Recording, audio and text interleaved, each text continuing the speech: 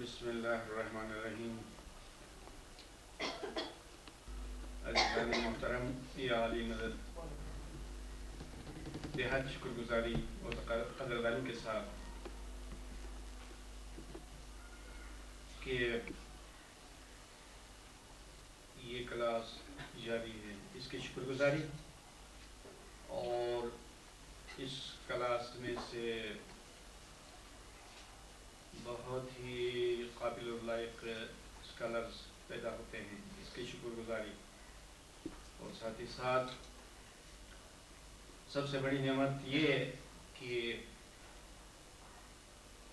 ہماری جو نیت ہے اس کے مطابق یہاں سے جماعتوں میں جا کر خاموش علمی خدمت کی جاتی ہے، اس کی بہت بڑی شکر گزاری اور قدردانی ہے۔ اور آپ کا اور ہمارا مقصد بھی یہی ہے، نیت بھی یہی ہے کہ ہم ایک ٹیوشن سینٹر کی طرح کام کریں اور اس کا آخری فائدہ جماعت کو ملے، اور یہی ہو رہا ہے کتابوں کی صورت میں بھی اور زبانی طور پر بھی۔ جماعت کی جو خدمت ہو رہی ہے، خواہ اس کی خبر کسی کو ہو یا نہ ہو، لیکن ہم جانتے ہیں کہ ہماری کوششوں کا جو نتیجہ ہونا چاہیے اور جو ثمرہ یا میوہ ملنا چاہیے وہ اپنی پیاری جماعت کو مل رہا ہے، اس کے لیے ہم سب کو شکر کرنا چاہیے۔ اور دوسری جو بات ہے وہ یہ ہے کہ جس طرح ہم تصوف کی روشنی میں اور حقیقت کی روشنی میں یہ مانتے ہیں کہ بندہ مومن خدا میں فنا ہو جاتا ہے، یہ ایک مسلمہ حقیقت ہے۔ جب مومن بذات خود خدا میں فنا ہو جاتا ہے تو ہمیں دیکھنا چاہیے کہ اس کا قول اور فعل کیا ہوتا ہے۔ تو ظاہر بات ہے کہ مومن کا قول و فعل بھی خدا میں فنا ہو جاتا ہے۔ اگر یہ مانا گیا کہ خدا میں مومن کا قول و فعل فنا ہو جاتا ہے تو پھر اس کا یہ نتیجہ ہوا کہ بندہ مومن کا قول خدا کا قول ہو جاتا ہے اور بندہ مومن کا فعل خدا کا فعل ہو جاتا ہے۔ لیکن کون سا قول اور کون سا فعل؟ خدا کا وہ قول جو کن کے نام سے ہے، جو کلمہ کن کے نام سے ہے، اور جس سے اور جس کے فرمانے سے ہر چیز وجود میں آتی ہے، وہ قول، وہ خدا کا کلام۔ اور فعل سے کون سا فعل مراد ہے؟ خدا کا وہ فعل جس سے تخلیق کرتا ہے، کائنات کو وجود دیتا ہے، کائنات کو بناتا ہے، ہر چیز کو پیدا کرتا ہے۔ اب یہاں سے اور اس نقطے کے سہارے سے دوسرے ایک نقطے کی طرف آتے ہیں، وہ یہ کہ اگر یہ حقیقت ہے تو سوال پیدا ہوتا ہے کہ قرآن کے نزول کے سلسلے میں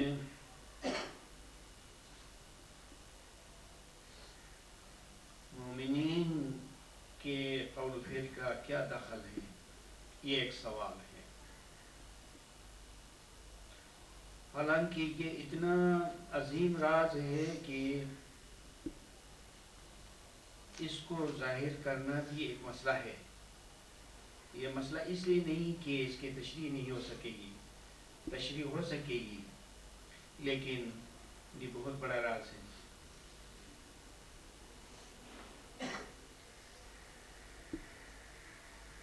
بلکہ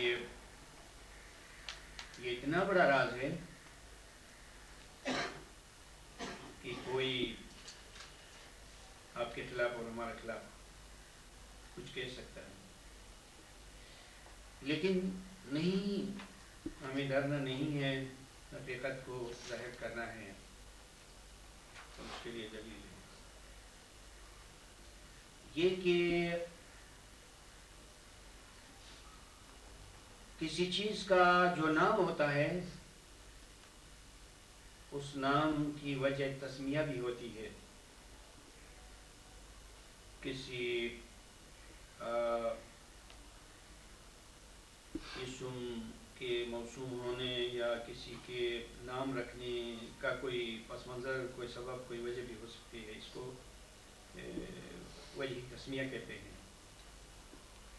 تو قرآن کے چند نام بتائے جاتے ہیں، ان میں سے دو ناموں کا میں یہاں اس موقع پر ذکر کرنا چاہتا ہوں۔ ایک ہے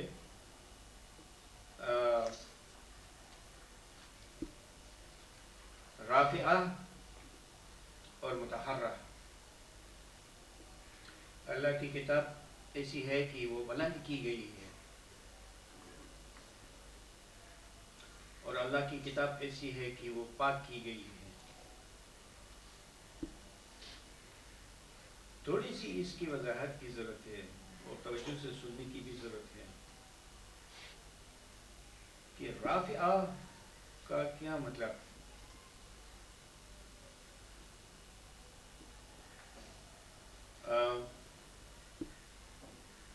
مرفوعۃ مطہرہ، بلند کی گئی اور پاک کی گئی، یہ قرآن کے ناموں میں سے دو نام ہیں۔ مرفوعہ بلند کیا گیا یا بلند کی گئی، اس کو گرامر میں اسم مفعول کہا جاتا ہے، اور اسم مفعول وہ ہوتا ہے جس پر ایکشن واقع ہوتا ہے، فعل واقع ہوتا ہے، کسی فاعل کے تحت ہوتا ہے، اور اس کا مقصد یہ بھی ہوتا ہے کہ پستی سے بلندی کی طرف اٹھائی گئی ہو اللہ کی کتاب۔ اس کے بغیر یہ نام درست نہیں ہے۔ اور دوسرا یہ کہ پاک کی گئی، تو پاک کی گئی کا کیا مطلب؟ وہ تو پاک ہی ہے، جب خدا کا کلام ہے تو اس کو پاک کرنے کا سوال پیدا نہیں ہوتا ہے۔ اور قرآن تو بلندی سے نازل ہوا، اس کو پستی سے اٹھانے کے کیا معنی؟ یہ بحث کے لیے نقطے ہیں۔ تو قرآن کے بہت سے پہلو ہیں۔ ایک پہلو یہ بھی ہے کہ قرآن کا نزول اہل زمین کی نسبت سے ان کے سوالات کے جواب میں خود ان کے اقوال کو لیتے ہوئے اور ان کے حالات کو بلند کرتے ہوئے قرآن نازل ہوا ہے۔ اچھی طرح سے وضاحت کرنے کی ضرورت ہے اور غور سے سننے کی ضرورت ہے کہ قرآن میں بہت سی باتیں ایسی ہیں کہ وہ انسانوں کی باتیں ہیں، پیغمبروں کی باتیں ہیں اور ان کے دشمنوں کی باتیں ہیں، انسانوں کی باتیں ہیں، ماضی کے واقعات ہیں، حالات ہیں۔ تو یہ ساری چیزیں زمین سے لی گئی ہیں، بہت ساری چیزیں، بہت سارے واقعات، بہت ساری مثالیں، بہت ساری حکایات زمین سے بلند کی گئی ہیں، اور یوں ہی بلند نہیں کی گئی ہیں۔ اس بلندی کے ساتھ ساتھ اور اس بلند کرنے کے ساتھ ساتھ اہل زمین کی باتوں کو خدا کے کلام کے سانچے میں ڈالا گیا ہے،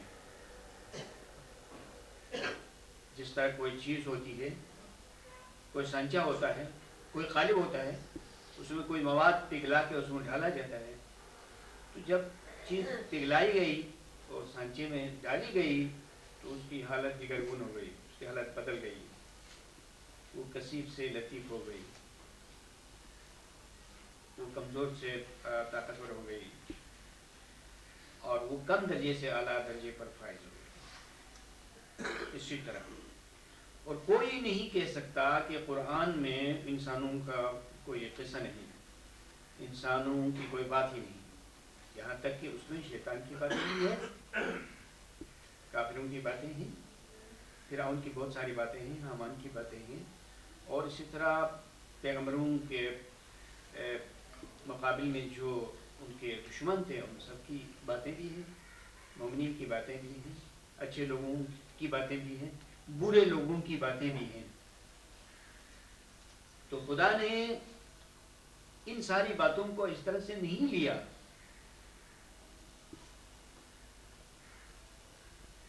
جب حیوان گھاس کھاتا ہے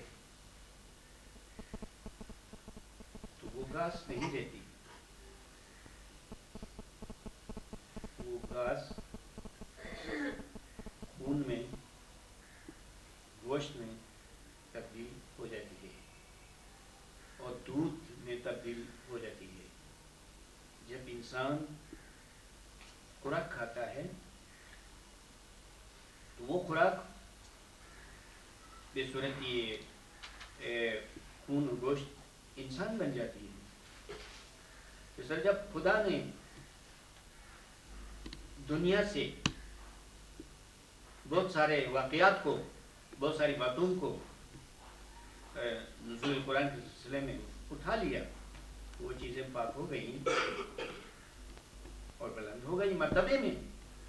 یہ جغرافیائی بلندی کی بات نہیں ہے، شرفی بلندی کی بات ہے۔ تو وہ گفتگو، وہ اقوال، وہ حکایت جزوی قرآن ہو گئی، قرآن کا حصہ بن گئی۔ تو خدا نے مومنین کو یقین دلانے کے لیے کہا کہ مرفوعۃ مطہرہ، بے شک یہ چیزیں زمین سے بلند کی گئی ہیں، اور لیکن پاک کی گئی تاکہ جزوی قرآن ہو سکے۔ آپ پوچھیں گے کہ قرآن میں جہاں فرعون کی گفتگو ہے جو موسیٰ علیہ السلام سے کی، وہ کس طرح پاک ہو سکتی، اور شیطان کی گفتگو ہے وہ کس طرح پاک ہو سکتی۔ اس کے لیے قبلاً ہم نے کہا کہ اب وہ بات ایسی نہیں ہے،